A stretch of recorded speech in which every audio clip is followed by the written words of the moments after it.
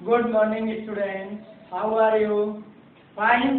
चलो student, class 10th में अपना चैप्टर नंबर 2 और 3 दोनों कंप्लीट हो चुके हैं। Today we learn start chapter 4 linear equation and inequalities in two variable. This chapter is of total marks 6। Total कितने मार्क्स हैं इसके? 6 सिंगल क्वेश्चन आएगा। पहला जो लेंथी क्वेश्चन आता है subjective type, descriptive type, 6 marks का, वो इसी चैप्टर से आता है, chapter number 4 linear equation and inequalities in two variable. तो linear equation in two variable ये आप क्लास 9th में भी पढ़ चुके हैं। लीनियर इक्वेशन सॉल्व करने के आपने क्लास 9th में 4 मेथड्स पढ़े होंगे। फर्स्ट होगा जिसमें ग्राफिकली, वही ग्राफिकली 10th में है। बाकी के जो मेथड थे substitution method, elimination method, cross multiplication method, वो अपने में नहीं है 10th में, वो 9th में है। ठीक है ना भाई? तो यहाँ पे जो क्वेश्चन आएगा वो आएगा solve the following linear equation by graphically method. Graphically method से सॉल्व करने को आएगा। तो सबसे पहले अपन जनरल फॉर्म पढ़ते हैं linear pair. General form a1 है plus b1y plus c1 equal to 0, a2 है plus b2y plus c2 equal to 0। First equation, second equation, ये हो गया पेयर ऑफ लीनियर इक्वेशन या सिस्टम ऑफ लीनियर इक्वेशन, यानी 2 equation given होंगे अपन को और दोनों को ग्राफिकली रूप से सॉल्व करने के लिए वो बोलेगा। ठीक है ना भाई? लेकिन उससे पहले ये फर्स्ट इक्वेशन, ये सेकंड इक्वेशन, एक इक्वेशन एक लाइन को रिप्रेजेंट करती है। यानी अगर अपन इसका ग्राफ बनाएंगे तो अपन को एक स्ट्रेट लाइन मिलेगी। सिमिलरली इसका ग्राफ बनाएंगे तो भी एक स्ट्रेट लाइन मिलेगी। तो हमारे पास 2 स्ट्रेट लाइन हो गई। तो स्टूडेंट, मेरे कहने का मतलब ये है कि 2 स्ट्रेट लाइन अगर अपन ग्राफ पे ड्रॉ करते हैं तो उनकी 3 पोजीशन होती है। कैसे? या तो लाइन इस तरीके से आ सकती है, इनको बोलते हैं इंटरसेक्टिंग लाइन। क्या बोलते हैं? Intersecting line. क्लियर? या दोनों लाइन इस टाइप से होती हैं, इनको बोलते हैं पैरेलल लाइन। Parallel line. और या दोनों लाइनें इस तरीके से हो सकती हैं कि एक लाइन बन गई और इसी के ऊपर दूसरी लाइन आ जाए, यानी दोनों लाइन एक के ऊपर हो, इनको बोलते हैं कोइंसाइड। क्या बोलते हैं बेटा? कोइंसाइड। अब सॉल्यूशन ऑफ सिस्टम होता है, मतलब क्वेश्चन आएगा solve the following linear pair. तो सॉल्व करने का मीनिंग होता है ग्राफिकली या बिना ग्राफिकली एक ऐसा पॉइंट फाइंड करना जो दोनों लाइनों पे हो। तो यहाँ पे ये जो इंटरसेक्टिंग लाइन है, ये जो पॉइंट है वो इस लाइन से भी आएगा और इस लाइन से भी आएगा। तो ये जो कॉमन पॉइंट है इसी को अपन सॉल्यूशन बोलते हैं। तो इसमें केवल 1 पॉइंट कॉमन आएगा, जबकि इस कंडीशन में कोई भी ऐसा कॉमन पॉइंट नहीं है जो दोनों ही लाइनों की इक्वेशन को सेटिस्फाइड कर सके या दोनों लाइनों पे हो। जबकि यहाँ पे ये देखो हर पॉइंट दोनों ही लाइनों पे होगा, इनफाइनाइट मेनी पॉइंट होंगे। तो इस कंडीशन में होते हैं infinite many solution. Many solution. इसमें होता है नो सॉल्यूशन और इसमें होता है unique solution. Unique solution. Clear? Intersecting line की यदि है तो ये जो इंटरसेक्टिंग पॉइंट है यही पेयर का, सिस्टम का सॉल्यूशन बोला जाता है। यानी इसके कोऑर्डिनेट्स इन दोनों इक्वेशंस का सॉल्यूशन बोला जाएगा। यहाँ पे कोई भी कॉमन पॉइंट नहीं है तो इसमें कोई सॉल्यूशन नहीं आएगा, नो सॉल्यूशन बोलेंगे। और यहाँ पे हर पॉइंट दोनों ही लाइनों की इक्वेशन को सेटिस्फाइड कर रहा है या दोनों ही लाइनों पे सिचुएटेड है, तो इसके इनफाइनाइट मेनी सॉल्यूशन होंगे। क्लियर है ना बेटा? कोई डाउट? अब इसको अपन एक सिस्टम बोल रहे हैं, तो सिस्टम का यदि कोई भी सॉल्यूशन है, 1 और मोर देन 1 सॉल्यूशन होने पे सिस्टम को कंसिस्टेंट बोलते हैं। तो इन दो कंडीशंस में सिस्टम कंसिस्टेंट हो गया और इस कंडीशन में सिस्टम इनकंसिस्टेंट हो गया। कैसा हो गया? इनकंसिस्टेंट। ठीक है ना भाई? जिस सिस्टम का एनी सॉल्यूशन आ जाए, वन और मोर देन वन, एक सॉल्यूशन आ जाए या एक से ज्यादा सॉल्यूशन आ जाए, तो वो सिस्टम कंसिस्टेंट बोला जाता है। अगर कोई भी सॉल्यूशन नहीं आ रहा तो सिस्टम इनकंसिस्टेंट बोला जाएगा। तो इस कंडीशन में हो गया इनकंसिस्टेंट।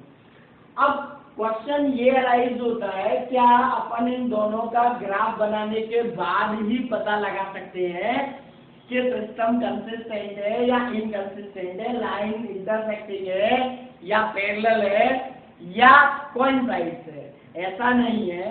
इनको यदि अपन कोफिशिएंट बोले तो रेशो ऑफ कोफिशिएंट्स के द्वारा भी अपन इनको बता सकते हैं कि लाइंस की पोजीशन कैसे होगी। देखिए,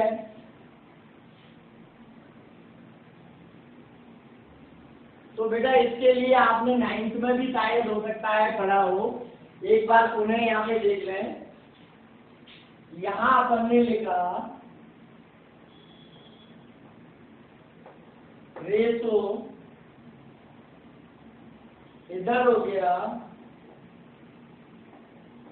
पोजीशन ऑफ लाइन,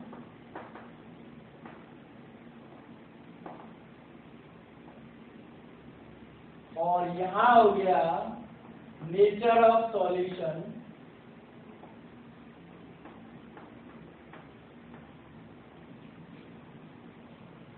और यहाँ हो गया सिस्टम,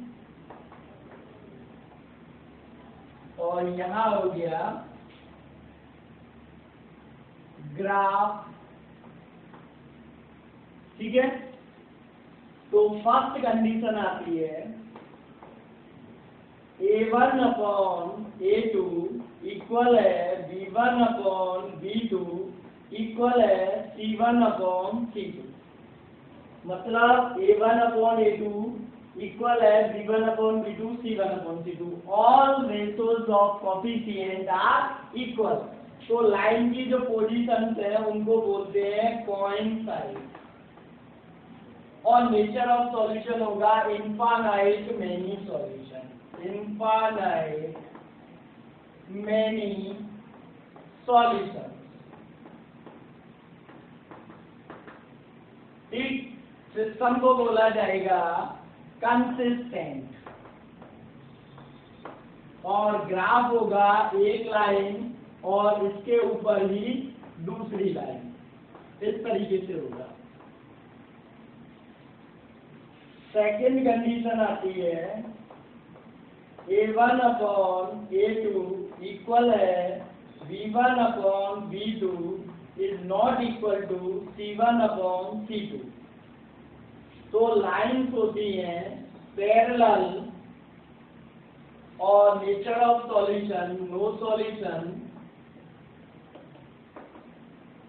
और सिस्टम बोला जाएगा इनकंसिस्टेंट, और ग्राफ होगा लाइन का इस तरीके से, दो पैरेलल लाइन्स आएंगी। ठीक है ना भाई? Third A1 upon A2 is not equal to B1 upon B2। तो यहाँ पे लाइन्स आती हैं इंटरसेक्टिंग। कैसी आती है बेटा? इंटरसेक्टिंग। और यूनिक सॉल्यूशन,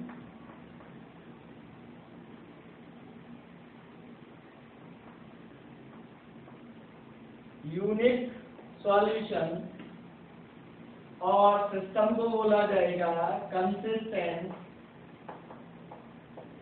और लाइन्स होंगी इंटरसेक्टिंग। क्लियर? करो फटाफट नोट।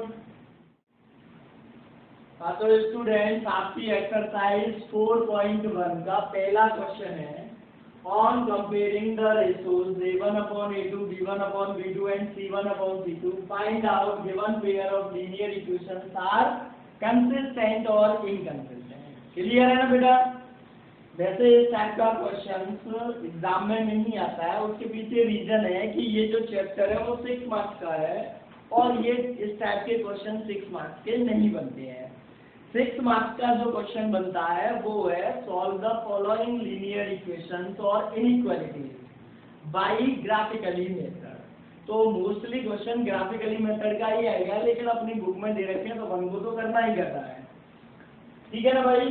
तो कंपैरिजन करने से पहले आप इक्वेशंस को देख लो। इक्वेशंस जो हो वो सेम फॉर्मेट में होनी चाहिए। ax plus B Y equal to C, तो दूसरी भी ax plus B Y equal to C के फॉर्मेट में होनी चाहिए। ऐसा नहीं कि एक में तो 9 इधर है और इक्वल टू में 0 और एक में बराबर में ही है। ठीक है ना भाई।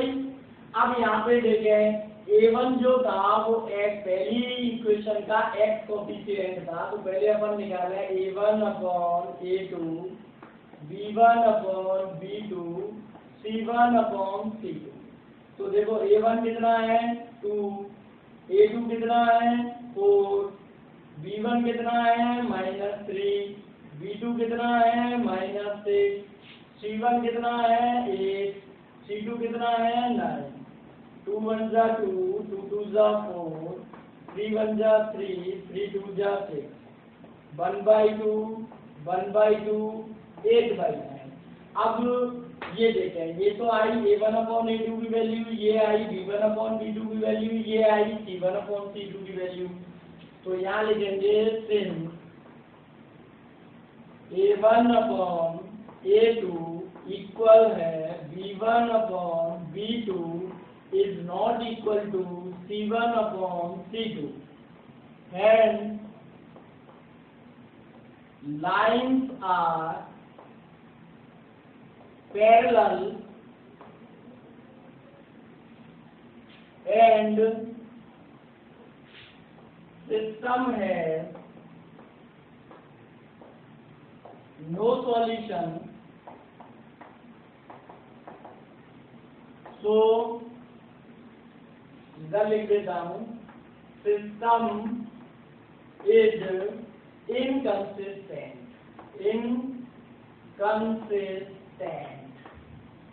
अगर पैरेलल लाइन से अभी मैंने 3 कंडीशंस लिखाई थी, if a1 upon a2 equal b1 upon b2 equal c1 upon c2, तो लाइन कोइंसाइड होती है, इनफाइनाइट मैनी सॉल्यूशन होंगे, तो सिस्टम कंसिस्टेंट बोला जाएगा। सेकंड लगाई थी यही वाली condition, a1 upon a2 equal to b1 upon b2 but not equal to c1 upon c2, तो लाइन पैरेलल होती थी और नो सॉल्यूशन के कारण सिस्टम इनकंसिस्टेंट हो जाता है। क्लियर है ना बेटा।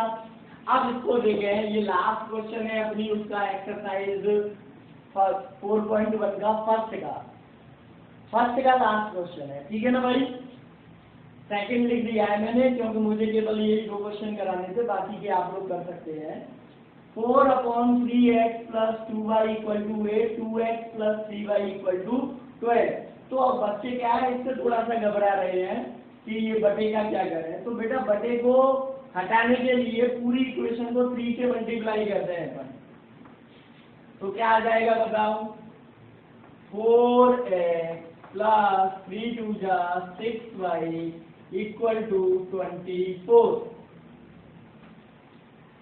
8 3 24। ये 3 से मल्टीप्लाई हुआ तो 3 से 3 कैंसिल हो गया, 4x आ गया। ये 3 2 6y हो गया, ये 8 3 24 हो गया। ये अपनी फर्स्ट इक्वेशन हो गई। सेकेंड ये है 2x + 3y = 12। या दोनों अब निकाले अपन a1 upon a2, a1 upon a2, b1 upon b2, c1 upon c2। तो देखें 4/2, a1 4 2, 6/3, 24/12। क्लियर। तो ये हो गया 2 2 2, सभी 2 2 हो गए। तो since a1 upon a2 = b1 upon b2 = c1 upon c2, so lines are coincide, कैसी होंगी बेटा?